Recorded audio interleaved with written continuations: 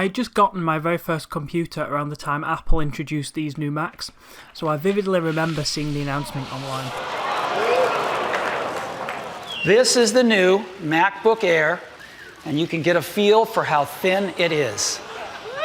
Yeah, there it is. As a kid, the laptops I used for school, mostly budget Acers and compacts, just couldn't hold a candle to the sleek, premium design of these Macs. To me, they were the gold standard, the ultimate symbol of cutting-edge technology. Part of that allure came from the almost mythical status of Steve Jobs at the time. This was the era when his influence and vision were at their peak, just before his passing in 2011.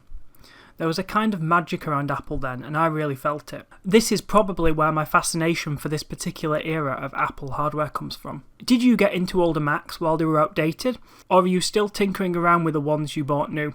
Leave a comment below and let me know. I read all comments and try my best to respond to as many as possible. This is only one of many videos I've made and am going to make on this topic.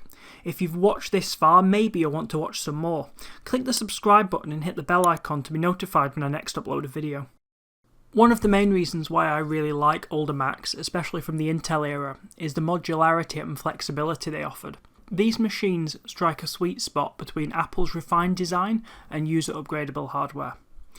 Until 2012, most MacBooks and Mac Minis shipped with easily upgradable standard 2.5-inch SATA hard drives, easily accessible RAM slots and user-serviceable batteries that could be replaced without dismantling the entire chassis. That meant I could drop in a faster SSD, max out the RAM and keep the machine relevant for years beyond its original specification. This means that if I need more storage or better performance, I didn't have to buy a whole new computer. I could just swap in a faster SSD or boost the memory myself. It gave these Macs a longer lifespan and made them feel like mine, not just something I'm renting from Apple until it became obsolete. There's a certain practicality and frankly a joy to being able to extend the life of your computer with simple tools and a Phillips screwdriver. You're not locked into soldered components or glued down parts. From a technical standpoint, these machines offered a balance of power and openness that modern Macs have largely moved away from in favour of tighter integration and sealed designs. While the Apple Silicon transition is undeniably impressive in terms of performance and efficiency, those older Intel Macs remain some of the last Apple computers that truly embraced a kind of tinkerer's ethos without sacrificing the premium build quality that Apple's known for. A big thing I really appreciate about these older Mac models is just how much easier they are to keep out of a landfill after their business lifecycle ends.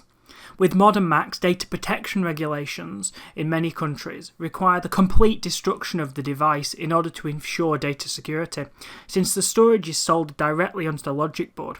This often means shredding an entirely otherwise functional computer. What a complete waste! In contrast, these earlier models, the hard drive can simply be removed and destroyed, allowing the rest of the machine to be reused or sold for parts, often at very affordable prices. It's a much more sustainable and cost-effective approach to have user-serviceable parts.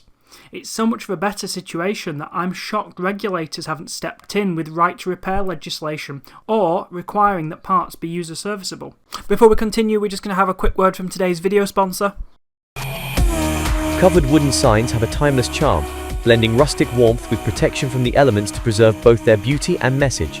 Covered wooden signs are just the perfect addition to any park or woodland trail. Let's build more of them and bring more elevated, dry, sheltered overhangs to every corner of the world. The optimal location for a covered wooden sign is next to an open-top waste bin, especially if that bin is overflowing with sugary, sticky waste and fruit scraps. This message was brought to you by the Committee for the Advancement of Wasps and was funded by the Wasp Nest Advocacy Organization. This is only one of many videos I've made and am going to make on this topic. If you've watched this far, maybe you'll want to watch some more.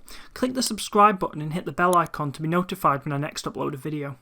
Thank you so much for watching today, everyone. If you enjoyed this video, then here's another one I think you should watch, and here is one that YouTube thinks you should watch. And oh look, there's a subscribe button as well. Don't forget to like, share and subscribe for more videos just like this one.